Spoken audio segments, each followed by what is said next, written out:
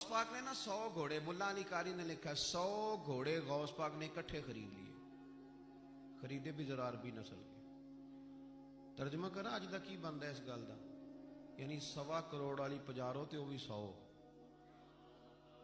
बड़ी मुश्किल में नहीं आ जाते देखने वाले। दसो मौलवी साहब का की काम है, इनिया गड्डियां कट्ठियां वो है गल। तो गौस पाक ने 100 घोड़े इकट्ठे ही, यहाँ एक रवायत है कि 50 घोड़े अरबी नस्ल के महंगे। उस दौर में वही अरबी नस्ल के घोड़े कमाना वही था जो आज आपके यहाँ ना लैंड क्रूजर कमाना है। एक गौस पाक का मुरीद था, तो एक शख्स से कहने लगा चल मैं तुझे अपने पीर साहब से मिला के लाऊं। मुल्ला अली कारी ने इसको लिखा है। तो वो कहने लगे मैं नहीं जाता पीरों के पास।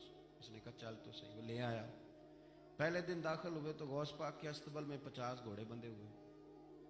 पहला ही शिकवा, कहने लगा यार गुस्सा ना करना। यही होती है ना बातें, स्टाइल भी यही होती, गुस्सा ना करना। वैसे एक घोड़े से भी काम चल ही सकता है।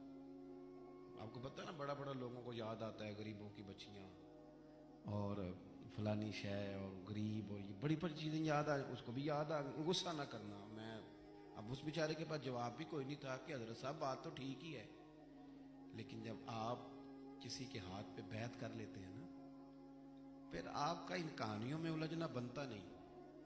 फिर आज ये तो बातें पहले की थी ना, सोचते पहले तो बात हो गई, अब तो अमल करना है। तो होते हैं कुछ कच्चे बंदे भी बेचारे जो सारी जिंदगी सीधे सीधे होने में ही टाइम गुजार देते हैं, और जब तक पक्के होते हैं तब तक काम ही खरा खत्म हो जाता है। गौसे पाक का वो मुरीद कहने लगा यार बात तो तेरी ठीक है, पर चलो मैं पता करूंगा 50 क्यों है। आए मिले, लेकिन वो रोज तंग करता वो बंदा। फिर पूछा पीर साहब से 50 घोड़े क्यों रखे। फिर पूछा पीर साहब से। ये उस शख्स ने लिखा है जिन्होंने मिशकात की शरह भी लिखी है। मैं सूफी दरवेश की बात नहीं कर रहा, एक मुहद्दिस की बात कर रहा हूं जिन्होंने बात लिखी है। फरमाने लगे वही बंदा एतराज करने वाला बीमार हो गया, जिगर में कोई ऐसी तकलीफ हुई कि बगदाद के सबसे बड़े तबीब ने कहा कि तेरा इलाज सिर्फ एक सूरत में मुमकिन है कि अरबी नस्ल का घोड़ा हो, उसे ज़िबा करेंगे, उसका जिगर निकालेंगे, वो तुझे खिलाएंगे दवाई में, और 50 घोड़े होंगे तो ठीक होगा। अब मसला जब यहां तक पहुंच गया तो मरता क्या ना करता। फिर अपने संगी से कहने लगा चल पीर साहब के पास। उसने कहा मैं नहीं उठ जाना। उसने कहा नहीं तेरी मेहरबानी, तू कोई किसी और चीज पे बेहतर, अल्लाह का वास्ता।